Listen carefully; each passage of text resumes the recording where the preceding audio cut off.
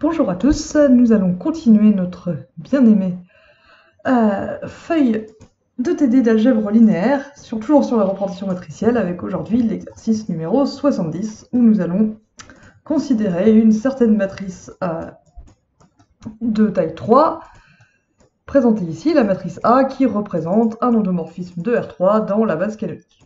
Et pour ne pas changer, on va voir ce qui se passe quand on change de base, et comme je vous l'avais promis moult fois, pendant le cours, le fait de changer de base va nous permettre de calculer plus facilement certaines propriétés de f, donc en particulier, on pourra déterminer plus facilement que donne f puissance n, qui, je vous le rappelle, en algèbre linéaire, désigne f rond f rond f, f composé avec elle-même n fois. Ce qu'on a le droit de faire, puisque f est un endomorphisme. Donc, regardons plus précisément ce qu'on nous demande. On nous donne donc cette matrice, ici, 2, 0, 1, 1, 1, 1, moins 1, 1, 0, qu'on va noter A. Et par ailleurs, on nous donne trois vecteurs, UVW, U c'est 1, 0, 1, V c'est moins 1, 1, 0, W 1, 1, 1. On considère la famille B' qui contient ces trois vecteurs, et la première chose à faire est de montrer que c'est une base.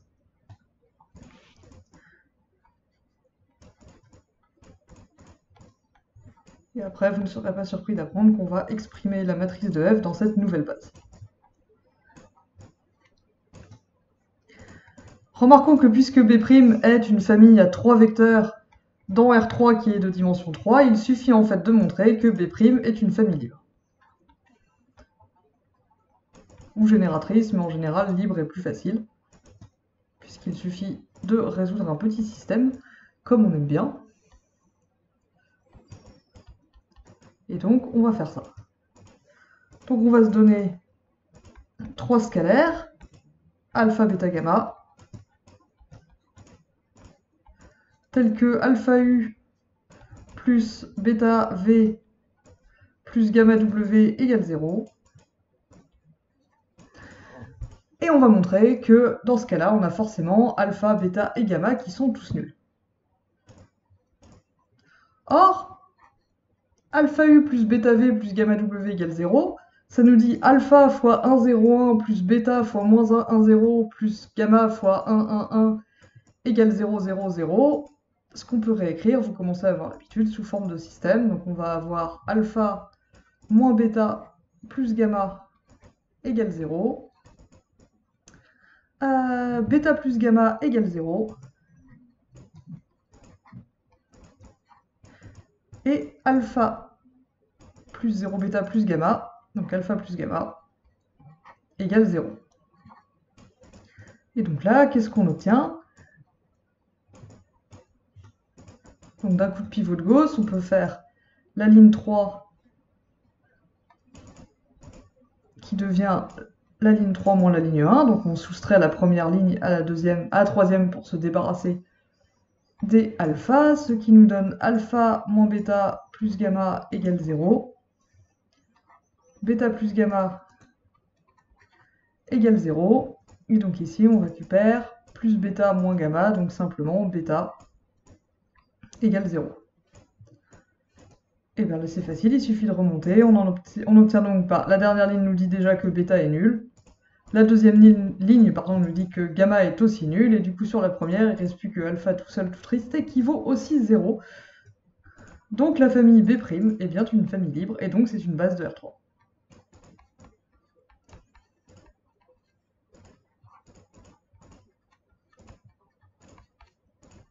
Donc ça c'était une question plus de révision. Rentrons maintenant dans le vif du sujet, même s'il ne va pas non plus être franchement nouveau. Donc il va s'agir de déterminer la matrice de F dans cette base B'. Donc d'habitude on fait les deux méthodes, ici on va juste en faire une parce qu'on commence à s'habituer un petit peu. Et on va pour cela revenir à la définition. On va calculer les images de U, V et W par F, et ensuite il faudra les exprimer en coordonnées dans la base B', et on va voir que puisque la base B' est bien choisie, ça va se faire particulièrement facilement. C'est pour ça qu'on privilégie cette approche. Donc deuxièmement, matrice de F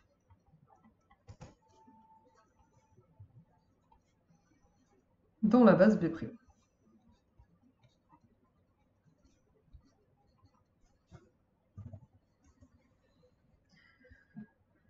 Donc, On calcule f de u, f de v, f de w. Pour commencer, f de u, qu'est-ce que ça nous donne?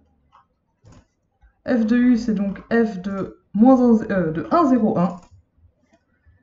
Et comment on le calcule? Eh ben, ce sera le produit de la matrice représentative de f, donc A par le vecteur colonne U. Donc ici, je vais identifier U avec le vecteur colonne associé. Donc on a donc 2, 0, 1, 1, 1, 1, ça c'est la matrice, moins 1, 0, 0, multiplié par le vecteur 1, 0, 1. Qu'est-ce que ça nous donne? F de U, c'est donc 2 plus 0 moins 1, donc 1. 1 fois 0 plus 1 fois 0 plus 1 fois 0, donc 0. 1 plus 0 fois 1 plus 0 fois 1, donc 1. Ça alors, f de u, c'est u. Donc f de u, c'est égal à u une fois, plus 0 fois v, plus 0 fois w.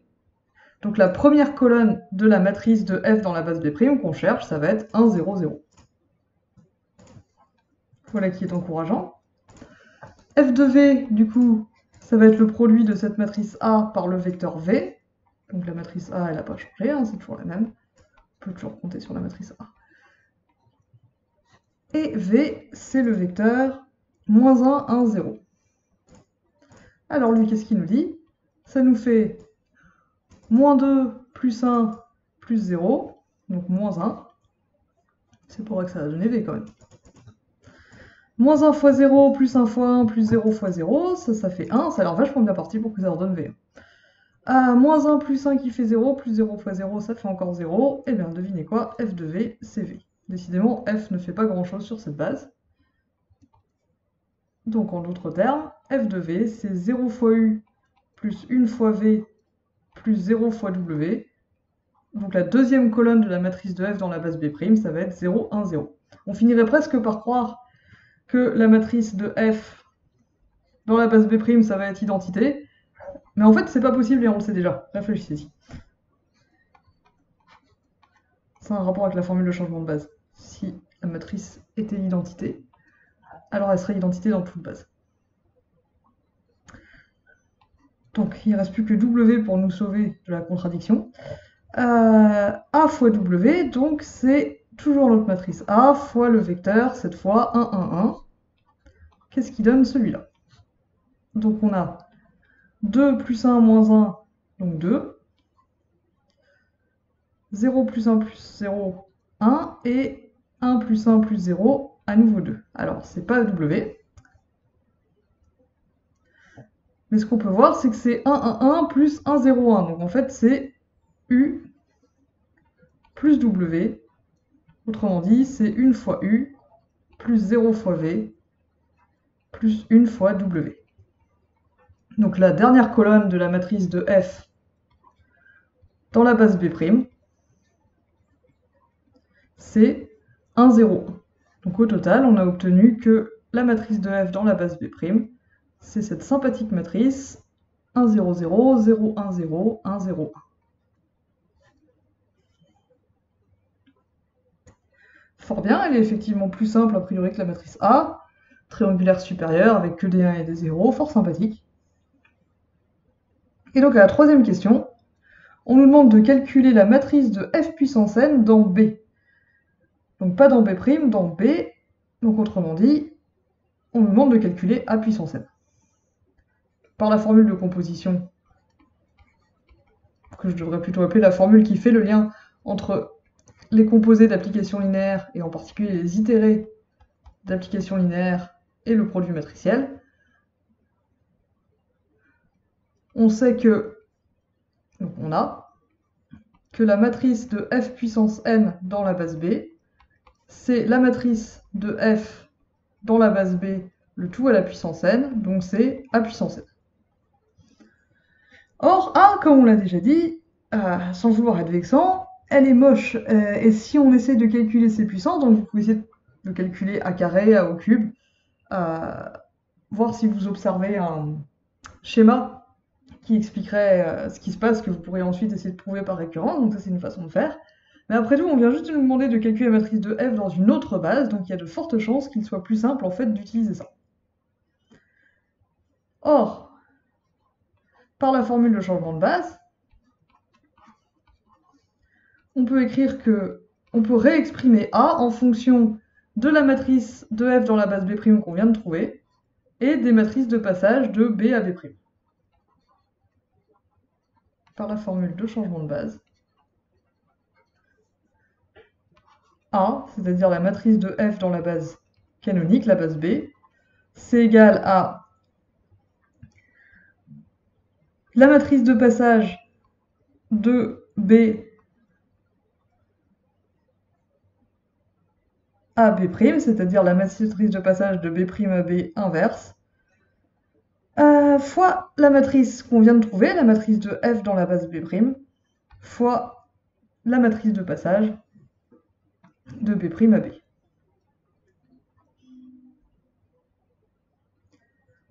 En d'autres termes, c'est la matrice de passage de la base canonique à B', fois la matrice de f dans la base B', fois l'inverse de la matrice de passage de B à B'. Pourquoi je réexprime ça dans ce sens-là? Pourquoi plutôt que d'utiliser la formule P-1 fois matrice de f dans la base B' fois P? Tout simplement parce que, comme on a déjà discuté dans l'exercice précédent, calculer une matrice de passage de la base canonique vers une nouvelle base, c'est en général beaucoup plus simple que le contraire, puisqu'il faut exprimer les vecteurs de la nouvelle base dans la base canonique, et ça, on a vu que c'était plus ou moins gratuit. Mais pourquoi ça nous aide? Tout d'abord à calculer A puissance n. Donc ça, c'est quelque chose dont on avait déjà discuté dans un très ancien exercice du chapitre sur les matrices. Et on n'avait pas encore appelé ça la formule de changement de base, mais c'était un prélude à cela. C'était l'exercice... il doit être quelque part.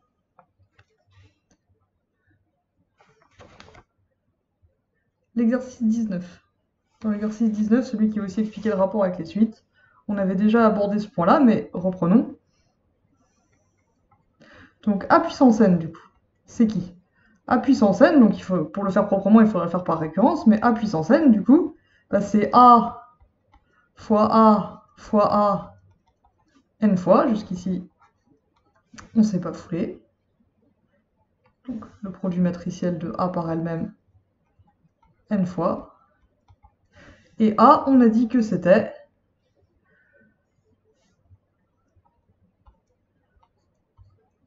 P fois la matrice de f dans la base B'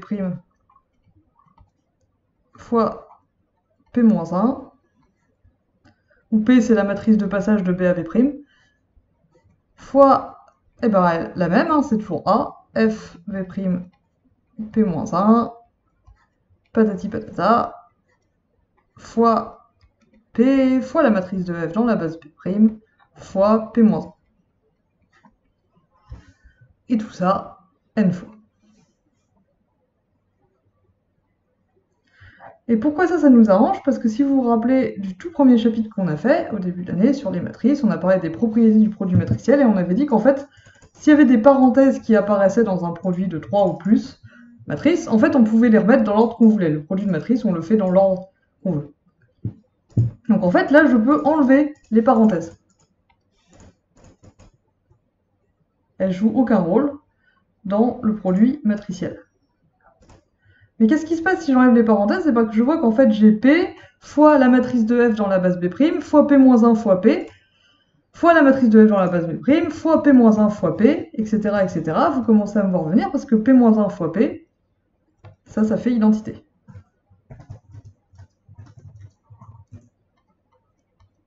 Donc ici vous avez P fois la matrice de f dans la base B', fois identité, fois la matrice de f dans la base B', fois un autre P-1 fois P ici, qui va aussi nous donner identité, etc., etc. Donc en fait, ce que vous voyez, c'est que tous les P-1 et les P qui sont au milieu, là, en sandwich entre les F, ils vont donner identité. Ils vont donc se simplifier. Donc en fait, ce qui va rester à la fin, c'est P fois la matrice de F dans la base B', fois la matrice de F dans la base B'. Combien de fois? Eh bien, n fois. Donc en fait, c'est la puissance nème de la matrice de F dans la base B', avec un P à gauche et un P-1 à droite.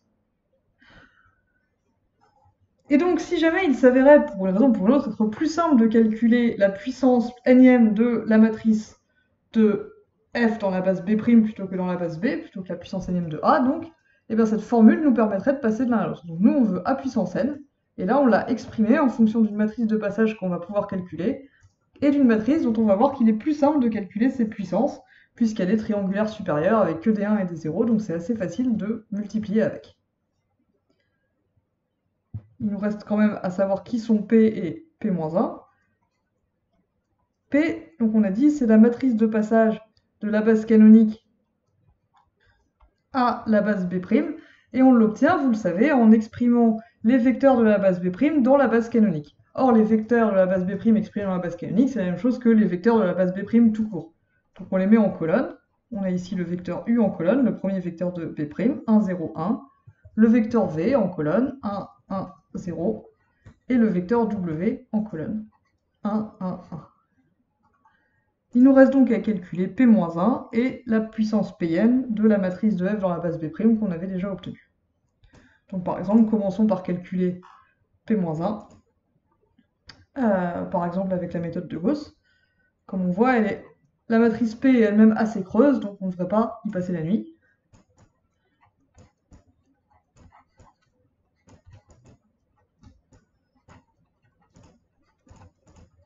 Donc calculons P-1 par la méthode de Gauss.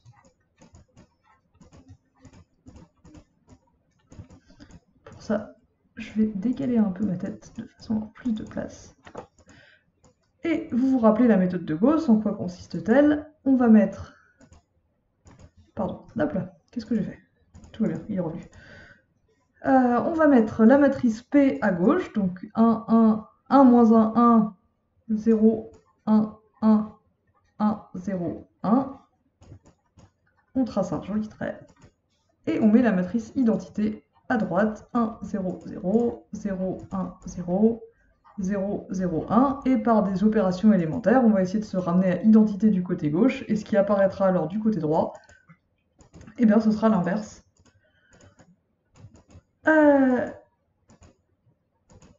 De P, tout simplement. Donc, que fait-on? La première chose à faire, donc, c'est de se débarrasser des coefficients non nuls sur la première colonne, à part le premier, autrement dit, on prend le 1 en haut à gauche comme pivot. Donc on voit que la deuxième ligne commence déjà par un 0, il n'y a donc rien à faire.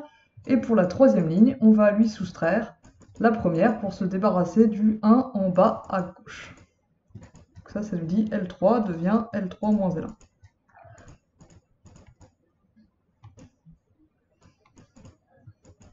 On se retrouve donc avec 1 moins 1, 1 qui n'a pas bougé, 0, 1, 1 qui n'a pas bougé non plus, et si on soustrait ça, on obtient 0, ici les 1 s'en vont, 0 plus 1, 1, et 1 moins 1, donc celui-là il s'en va aussi.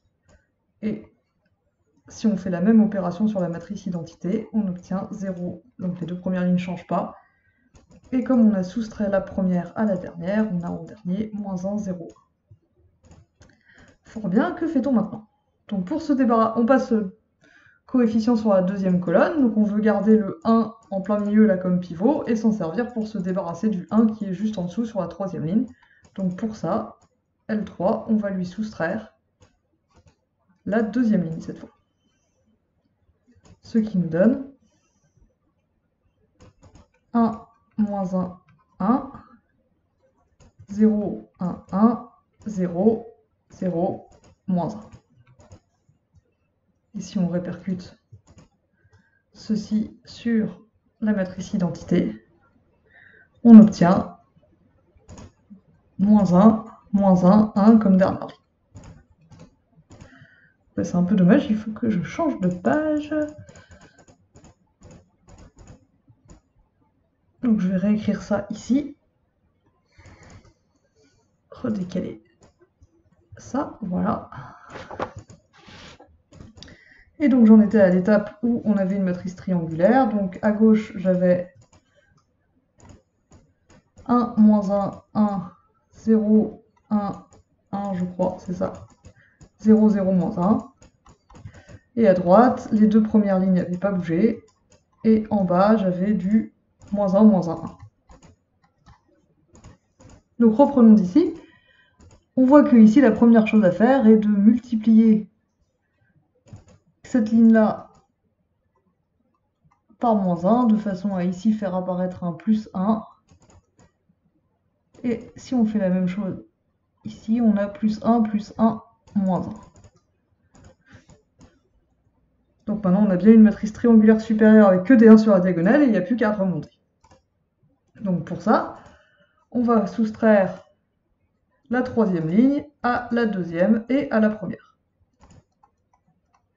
L1 devient L1 moins L3, L2 devient L2 moins L3, de façon à se débarrasser des 1 au-dessus du dernier sur la dernière colonne, ce qui nous donne, ici on va avoir du 1, moins 1, 0, ici du 0, 1, 0, ici du 0, 0, 1, et si on fait ça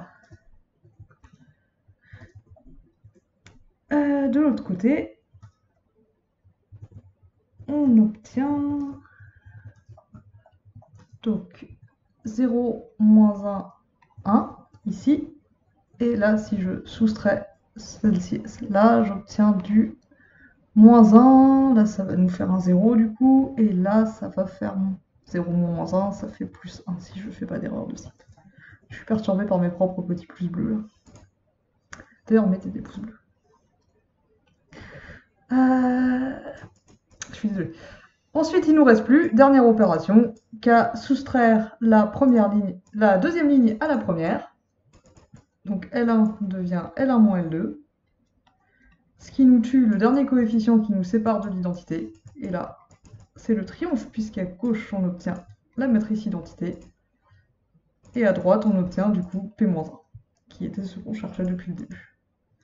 Notre quête s'achève donc ici.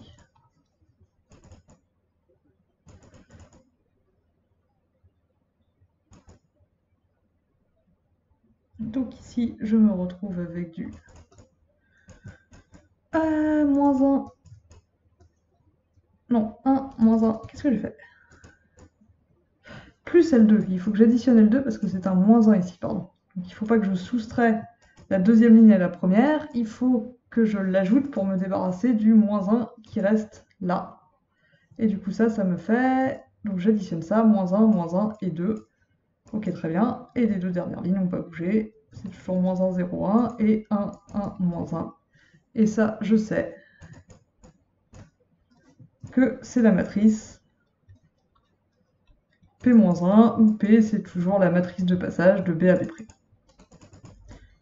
Et il manque plus qu'un ingrédient pour trouver A puissance n avec la formule de changement de base, c'est eh bien, la matrice de f dans la base B' à la puissance n.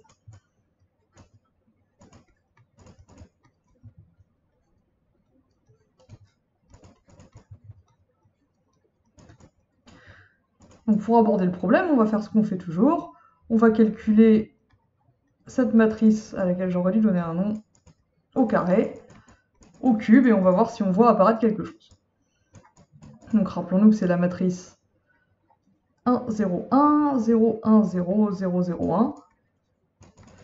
Et donc au carré, il faut la multiplier par elle-même.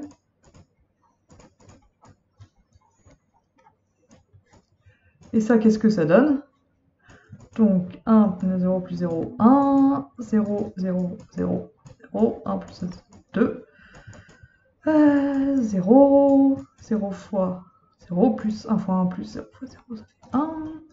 Et là, tous les 1, ils tombent sur des 0, donc ils meurent. Et il ne reste plus que 0, ici pareil, et là, on a 1. Donc quand on a f dans la base B' au carré, ça nous fait une matrice avec triangulaire supérieur avec des 1 sur la diagonale et un 2 ici. Et maintenant, si je calcule cette matrice-là au cube, donc c'est f dans la base B' au carré fois f dans la base B' tout court. Donc ça nous fait du 1, 0, 2, 0, 1, 0, 0, 0, 1 fois la matrice de f dans la base B', 1, 0, 1, 0, 1, 0, 0, 0, 1. Qu'est-ce que ça donne? 1, 0, 0, paf, 1, 0, 0, 0, 0, 1, plus 0, plus 2, 3. 0, 1, 0, tac, et là, ça fait 0, ça fait 0 aussi, et là ça fait 1. Et on commence à voir apparaître un pattern ici. Quand je calcule la matrice de f dans la base b' au cube, ça me fait apparaître un 3 en haut à droite, au carré ça fait un 2 en haut à droite. Est-ce qu'on conjecturerait pas quelque chose? Est-ce qu'on se demanderait pas si à la puissance n, ça me mettrait pas tout simplement un n en haut à droite? Et bien on va montrer ça par récurrence. Sur une nouvelle page toute fraîche. Donc montrons par récurrence sur n.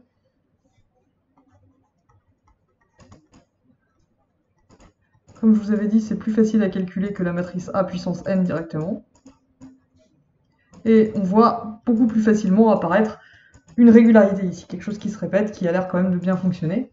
On a quand même furieusement envie de dire que la matrice de f dans la base b' à la puissance n, ça doit être quelque chose du genre 1, 0, n, 0, 1, 0, 0, 0, 1.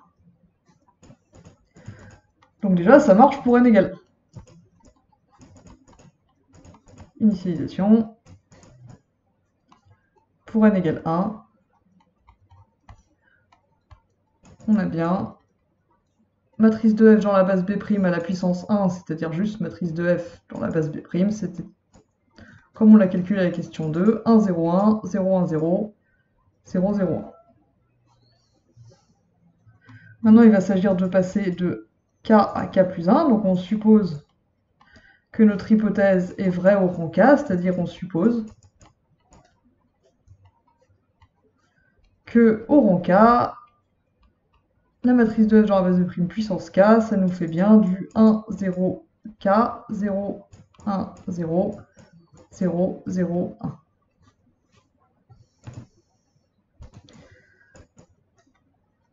Et on doit montrer que, on doit en déduire, donc déduisons-en,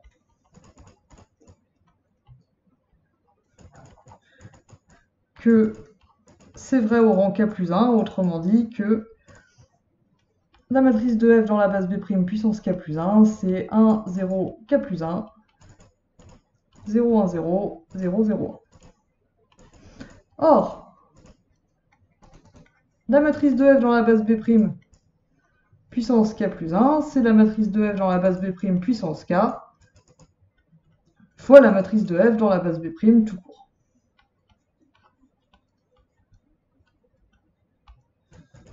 Donc c'est par hypothèse de récurrence 1, 0, k, 0, 1, 0, 0, 0, 1 fois 1, 0, 1, 0, 1, 0, 0, 0, 1, ce qui nous fait, j'ai dû me piquer, mais bon, le but du jeu c'est de le montrer, 1 plus 0 plus 0, 0 plus 0 plus 0, 1 plus 0 plus k, donc k plus 1, ça alors, je ne m'y attendais pas du tout. 0, 1, 0, 0, 0, 1. Donc on a bien montré que f à la puissance n, la matrice de f dans la base b' à la puissance n, ça nous fait 1, 0, n, 0, 1, 0, 0, 0, 1. Et nous, ce qu'on voulait, c'était a puissance n, et ce qu'on obtient, a puissance n, ça va être égal à p-1 fois la matrice de f dans la base b' fois p. Pardon, je crois que c'était p. Dans quel sens? C'est laquelle que j'ai appelée p. Voilà pourquoi il ne faut jamais simplifier les notations. Qu'ai-je fait, mon Dieu? Qu'ai-je fait? Non, ça, c'était p. Oui, voilà, j'avais changé l'ordre, pardon, autant pour moi. Pour qu'on puisse travailler dans la base canonique, j'avais fait ceci, où P, c'est la matrice de passage de B à B'. Autant pour moi, désolé pour ce petit moment de flou. Qu'est-ce que ça nous donne ça donc? On a donc la matrice de passage de B à B', celle qui était particulièrement facile à calculer, 1, 0, 1, moins 1, 0, donc juste les vecteurs UVW en colonne, fois la matrice qu'on vient d'obtenir, à la puissance n ici, c'est-à-dire 1, 0, n, 0, 1, 0, 0, 0, 1, fois l'inverse de P qu'on avait calculé tout à l'heure avec la méthode de Gauss, moins 1, 2, moins 1, 0, 1, et 1, 1, moins 1.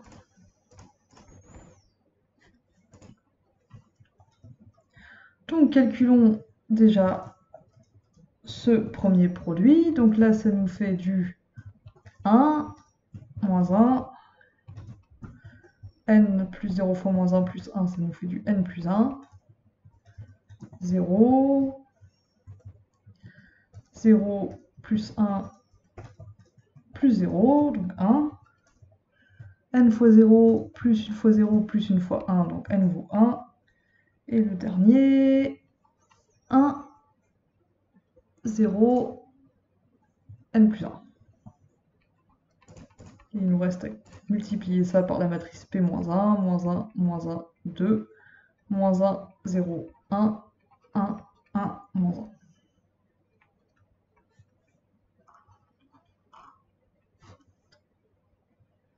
1. Alors, qu'est-ce que ça nous donne? Moins 1 fois 1, plus moins 1 fois moins 1, plus 1, plus n plus 1, donc ça nous met juste n plus 1 ici. Deuxième coefficient, moins 1, plus 0, plus n plus 1, donc juste n. Et ici, 2, moins 1, donc 1, moins n plus 1, donc moins n. Tac. Deuxième ligne, moins 1, moins 1, ça fait 0. Moins 1 fois 0, plus 0, plus 1 fois 1, ça fait 1. 2 fois 0, plus 1 fois 1, plus 1 fois moins 1, ça fait 0. Moins 1 plus 0 plus n plus 1, donc juste n. Moins 1 plus 0 plus n plus 1, donc juste n. Et 2 plus moins n moins 1, donc 1 moins n. On aurait peut-être pu deviner ça en calculant les puissances successives de n, mais ça semble pas gagner quand même. Vérifions que ça marche pour n égale 1, celui qu'on connaît. Donc si n égale 1, on obtient la matrice 2, 0, 1, 1, 1, 1, moins 1, 0, 0. Donc on vérifie bien.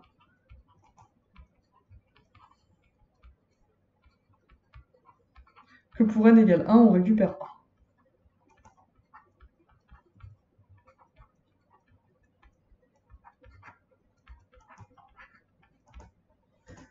Toujours important de faire les vérifications quand elles sont faciles à faire. Et donc vous voyez ici, c'est encore une illustration de ce principe que je vous avais déjà expliqué et peut-être survendu plusieurs fois, qui est que quand on a une application linéaire donnée, il est usuel de calculer sa matrice dans la base la plus facile à utiliser. Comme vous voyez, trouver la matrice d'une application dans la base canonique, ce qu'on a fait déjà quelques fois auparavant, c'est très facile. Trouver une formule de changement de base à partir de la base canonique, c'est aussi très facile. Mais parfois, ça ne suffira pas. Parfois, il y a des points, comme par exemple pour calculer des puissances de matrice, où il est préférable de changer de base pour se faciliter les calculs. Ça peut vous sembler un peu gratuit pour le moment, un peu juste pour faire des exercices rigolos d'algèbre linéaire. Mais en fait, calculer des puissances de matrice, comme on avait déjà un peu vu à l'exercice d'il y a fort longtemps sur les matrices, l'exercice 19, ça peut avoir des intérêts pour étudier des suites vectorielles, c'est-à-dire des suites où il y avait plusieurs composants, comme la suite UNVN de l'exercice 19, qui vont s'exprimer en fait un peu comme des suites géométriques, mais cette fois la raison est une matrice, et du coup il faut savoir calculer cette matrice à la puissance n, et ça apparaît aussi dans d'autres sortes de processus dynamiques qui permettent d'étudier des évolutions de population, des évolutions d'économie, des choses comme ça. Calculer des puissances de matrice, c'est un problème qu'on voit apparaître assez souvent. Et donc c'est avec ces formules de changement de base qu'on peut éventuellement espérer trouver une matrice plus sympathique. Donc jusqu'ici, vous voyez que dans les exercices, on vous donne en fait la matrice plus sympathique. On vous dit, tiens, regarde la base, je sais pas, au hasard, B' égale UVW, ça alors. Pourquoi celle-là et pas toutes les autres? Et donc pour le moment, c'est un petit peu ad hoc, donné par l'exercice, ça peut avoir l'air un peu gratuit. Mais vous verrez l'année prochaine comment systématiser ce procédé. Si je vous donne juste l'application linéaire F, comment trouver la base qui va bien, comment trouver la base dans laquelle F va avoir le meilleur comportement possible. Donc ici, par exemple, on a démontré que f pouvait s'écrire dans une certaine base sous la forme d'une matrice triangulaire avec que des 1 sur la diagonale et pas des masses de coefficients ailleurs, hein, juste un 1 en haut à droite. C'est ce qu'on appelle la forme réduite de Jordan d'une matrice donnée. Quelque chose dont je vous parlerai encore une fois beaucoup plus l'année prochaine. Et on a vu précédemment, dans l'exercice 68, que pour les applications qui vérifient f rond f égale f, donc qui sont des projections, il y avait en général une base qui était particulièrement sympathique, où la matrice était diagonale avec des 0 et des 1. Et l'exercice 69, qu'on n'a pas fait, mais qui est exactement du même tonneau, porte cette fois sur une symétrie. Donc on peut voir dans l'exercice 69 que les symétries ont aussi des bases privilégiées, où cette fois elles s'écrivent comme une matrice diagonale avec des -1 et des 1, et c'est aussi particulièrement facile de faire les calculs dans ce cas-là. Et donc c'est à peu près tout ce que j'avais à raconter sur cet exercice, donc il ne me reste plus qu'à vous remercier de votre attention et à vous souhaiter une bonne fin de journée.